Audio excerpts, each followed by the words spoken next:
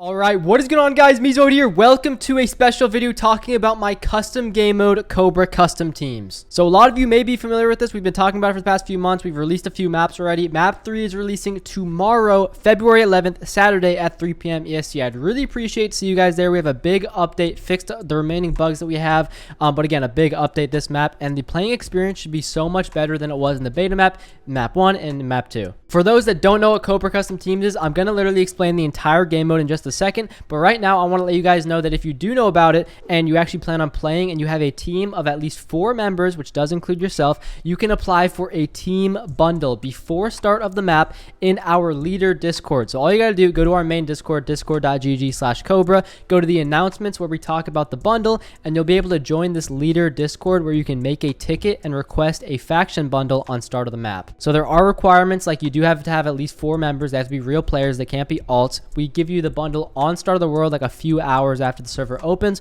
so we will verify that it's a real squad, that you're not going to be merging, or it's not like an alt faction just made for the bundle. Like we will verify that you're a real faction, but it's very helpful. It's going to give you some starting items like mystery spawners, mystery machines. There are actually 4 ranks, temporary ranks, that they give out, and they come in the form of gems. So technically you could give them you can distribute them yourself. Basically there's going to be 2 VIP ranks, 1 pro rank, and 1 MVP rank. Again, it's temporary. It just lasts for a little bit into the map. I believe we have it set to 2 weeks right now, and these grants do clear at the end of the map. So if you're gonna finesse and try to save a gem till the end of the map so you can use it for the next map, it won't work, guys. Okay, don't try it. There's also going to be 10 consumable bundles, 1 pet ranch, and 3 lazy brewers. That is the bundle right now. It's subject to change, but I'm pretty sure we're going to keep it like that.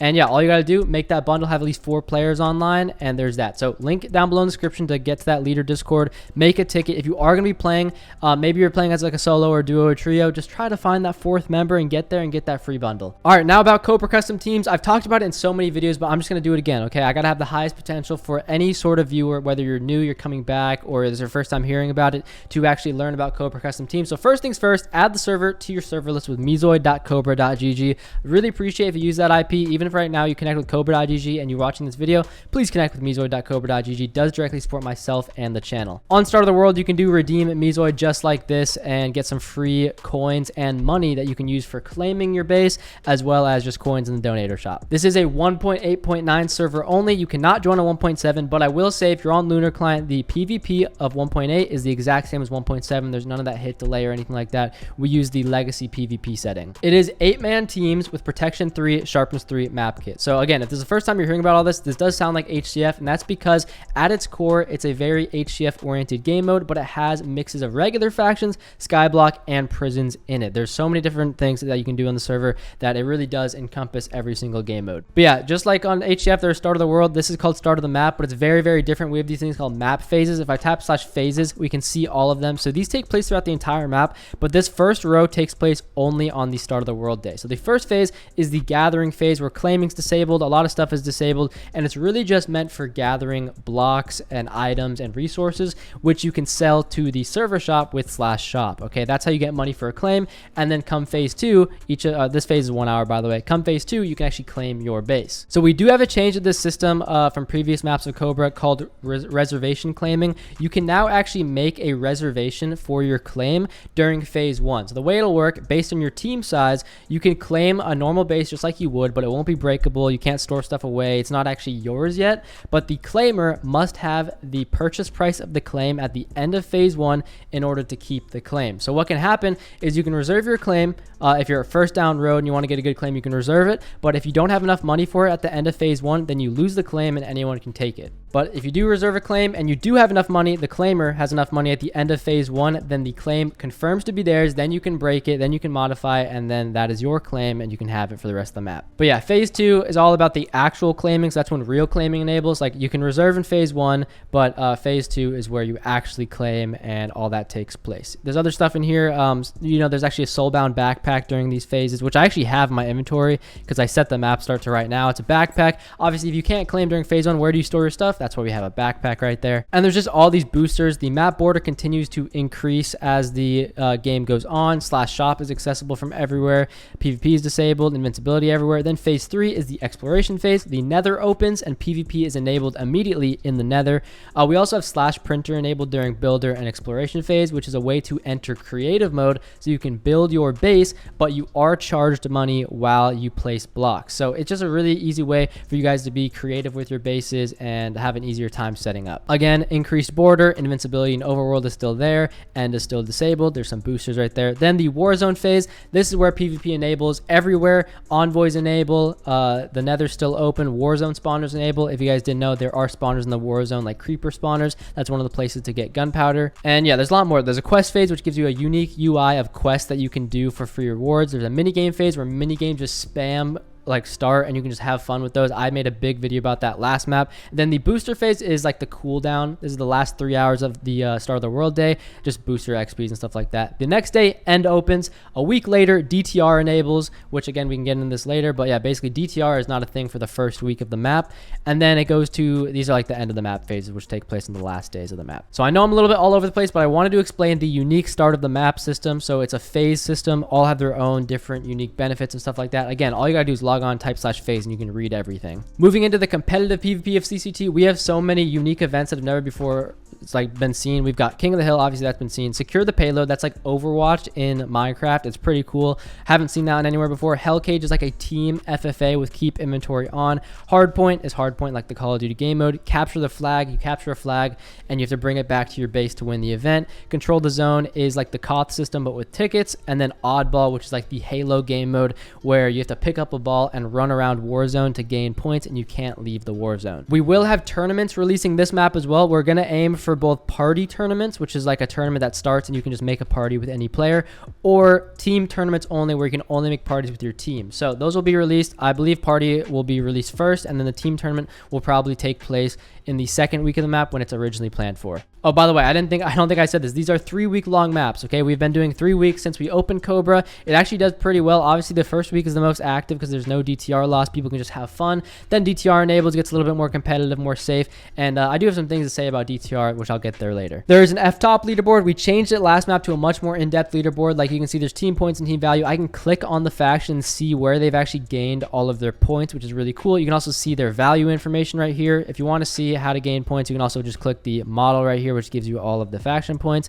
and then the team value tell you all the values of everything. It's just a very nice UI that you can pretty much see everything very competitively. Casual PvP, already kind of mentioned this, but mini games, we have so many of them. These actually start, I think, every few hours, but during the mini game phase, like I said, they literally just spam, okay? You can literally play mini games for like an hour straight of all these nice ones: Battle Royale, Sumo, FFA, One in the Quiver, Survival Games, Block Sumo, Spleef, Bed Wars, and TNT Tag. There is player versus environment, and we do have a brand new feature to show off with that, but if we do /bosses, there are Warzone bosses and there are hacker eggs. All right, so I'm now on the dev server so I can actually show you guys some of these, but basically Warzone bosses have been a thing since we opened Cobra. The best way I can describe it, if you're familiar with League of Legends, is the dragon system on there. These spawn, I think, every 3 hours or so and have their own abilities, or characteristics and stuff like that. And when you kill it, whoever gets the last hit, their entire team gets a benefit for 1 hour. So we've got the Ocean Elemental, Infernal, Mountain, Cloud, and Elder Dragon. So each of these give their own benefits. Ocean, you get max hearts, permanent regen for 1 hour. Infernal gives strength and outgoing durability damage, so on and so on. You can read all these. Elder Dragon gives everything. And again, the last hit gets all these benefits for 1 hour for their team. So these were not really meant to be like a PvE side. It's more of actually PvP because they take place in the Warzone. It's a competitive thing you want to have your team slay as opposed to another team. But one of the main things that is PvE with bosses, which is the brand new thing that's releasing this map, is hacker eggs. I've been showing these off in some of the pre-rolls. We have 5 hacker NPCs that you can spawn in, and these can be soloed, but some of them can be really hard to solo. So I would recommend at least having 2 people with you. But you spawn these in the Warzone. You can go all the way up to about 500 blocks in the Warzone, place it anywhere you want. It'll spawn in, you kill it, and you get your reward. There are going to be boss loot bags. I think we're also going to be buffing the boss loot bags. But yeah, these are really, really cool. So for example, I can spawn in any of these. We'll get the Iron Man one. Give egg, Zoid me, we'll get, or sorry, Steel Man, okay. Steel Man, okay, I can place it down. There we go. You can see it announces it in chat with the chords, 10 seconds. We've got the nice egg, the colors of Iron Man. I believe I have, yeah, okay. So I'm PvP removed, I've got enabled. So this is the hacker bot. It literally is a hacker bot with custom abilities. You can see he's flying around me, dropping bombs. And then of course he's gonna come back and start, you know, ganking me out. If I put on a full set, then we can see what it's like fighting one of the hardest bosses, which is right here, this freaking Hulk that is just, you know, it is crazy. It's got two abilities, the Hulk smash, the human toss, and it literally is like a hacker bot. So that's how it works. Obviously they don't take much knockback, which is kind of how you're going to be able to kill them in the first place. Okay, ignore those messages in chat. That's clearly a bug right there. But yeah, obviously, yeah, he's freaking ape blocking me, Hulk smashing me around. It's just pretty crazy. But yeah, hopefully you guys enjoy the system. They are, again, very possible to kill solo. I'd say Hulk is the hardest one. You can kind of tell which ones are the hardest based on their health, and I believe they will be giving scaling rewards. I kind of still have to configure that. But yeah, hacker bots, they literally are just bots that are like hackers, and they're themed in like a story way, so you guys could have a nice fun experience with them. Another PvE thing, which is my favorite thing right now that we're releasing this map, is the dungeons. So on Start of the World, there will be an available dungeon, which is the solo dungeon. Okay, a lot of players have been asking for solo content. I know, I agree. I'm sorry that there's not a whole lot that pertains to you guys, because again, it is a team game mode. In any game mode that has teams, the team will always have pretty much the advantage. But yeah, we do have a dungeon that is solo content called Temple Run. Enter alone and conquer the loot. Or sorry, enter alone to conquer and loot the Temple of Cobra. Solo dungeon. Inventory keep is on. Open 24/7. You do require, or there is a key required. You get 3 Temple Run loot bags. There's a fastest completions leaderboard, so obviously there's no one there. And then there's the location for the portal. So unlike Minecadia's dungeon, this dungeon actually has a public portal open all the time. All you need is the key, and there's a tip. You need to bring a good bow. So I'll show off like the first stage, but I don't want to show off all of it, because a big part of these dungeons is we kind of want people going in blind and then learning the strategy as they start. So you can see this is how you enter the Temple Run. Again, keep inventories on. Be sure to read the things that pop up on your screen and in chat if you want instructions. I'm probably going to die in the first stage because it's kind of hard, but it kind of goes with the name Temple Run. So mob spawn, floors collapsing under you, there's void behind you. If you get hit the wrong way, you will fall into the void. I'm actually getting lucky right now with this pathing, and obviously I'm gonna and here I go. Okay, I somehow survived that. But yeah, basically I'm not gonna go anymore because I don't want to spoil the dungeon. But that's the first stage. There's a secret path you have to go to. It's not really secret, but there's barriers around you, so you can easily make a wrong turn, and I don't want to show anyone the correct terms and stuff like that. Next thing for PvE is the cavern. I believe I can do /cavern. Yeah, so we have the end cavern and the warzone cavern, and pretty much there's ores in here that regen, and you can utilize a special warzone pickaxe, or sorry, a cavern pickaxe, which has a bunch of custom enchants that you can level up with crypto, and crypto is a currency that you get from pretty much mining in the cavern. Going into PvP equipment, why we've pretty much touched in the regular factions as well as HCF. We have classes like HCF. There's a bunch here, guys. I'm just going to hover over all these as to not be repetitive because I've gone over all of these, but pretty much you can just pause the video on each of them. But classes, based on the equipment you wear, and you get, you know, granted those special abilities and effects. Armor sets are specific armor pieces that you have to find and wear the full set for abilities.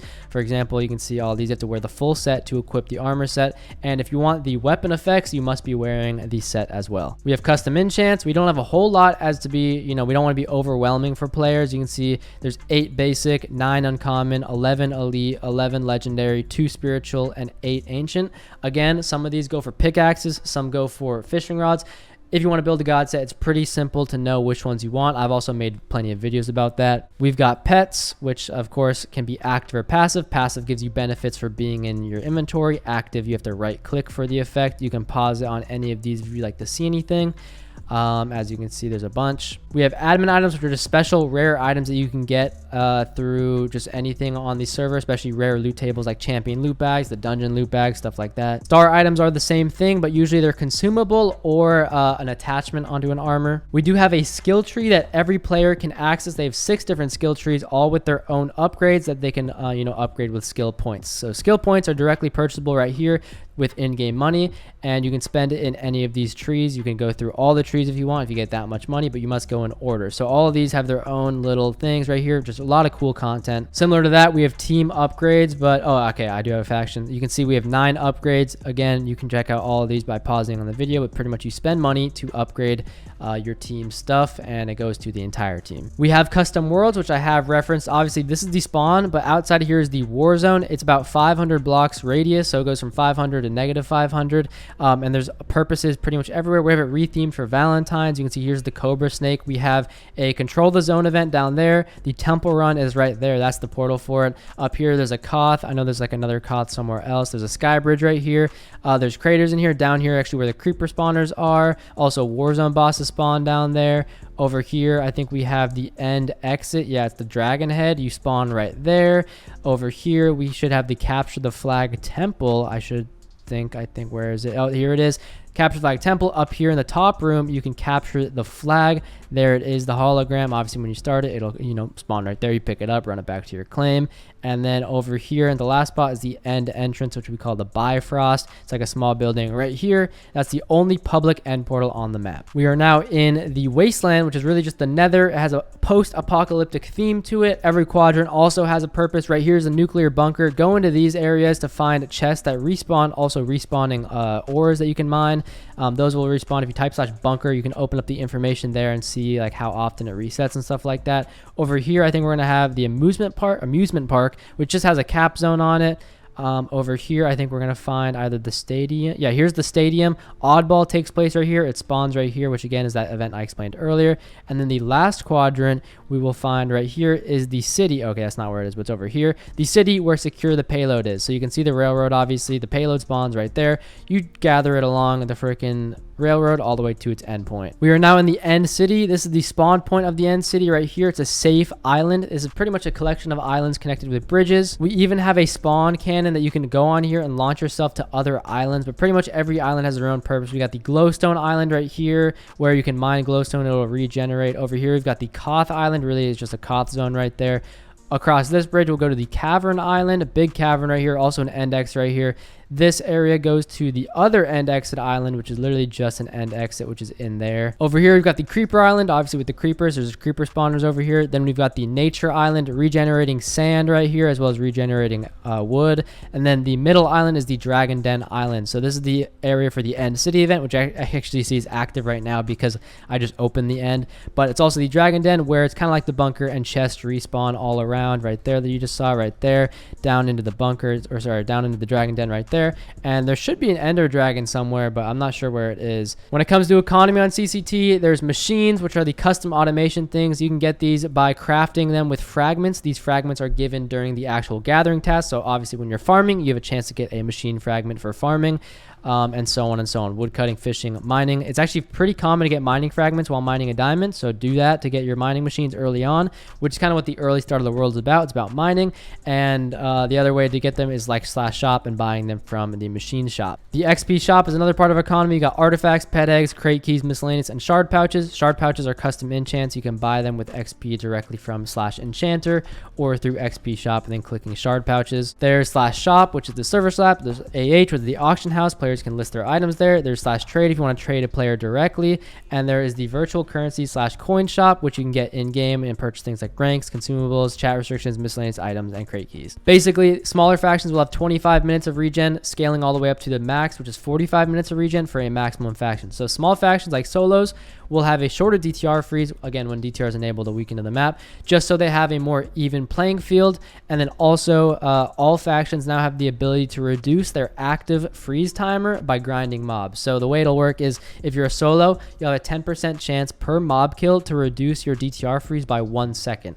And again, the lowest you can actually reduce it to is 10 minutes during a freeze timer. So once it hits 10 minutes, you have to wait that out. So regardless, it's going to be at least 10 minutes, but you also can grind it to get it lower to 10 minutes itself before then. But yeah, that's just a cool thing we have. Again, the chances scale based on the faction size. So the smaller faction, the higher chance, the bigger faction, the lower chance. And then for the DTR freeze, the bigger the faction, the higher the DTR freeze number that starts with. Again, 45 minutes for the max faction. And then the lower it is for on the lower range, like 25 minutes as a solo and so on. But yeah, I went over a lot. Hopefully some of this was understandable. Again, if any of this hooked you in and you're, want to give it a try, maybe it still sounds confusing, just try it out. This map, February 11th at 3 p.m. EST tomorrow, map 3. We have a ton of new content, like I just said, and it should be really fun. So I hope to see you guys online. I will see you guys in the next video. Peace out.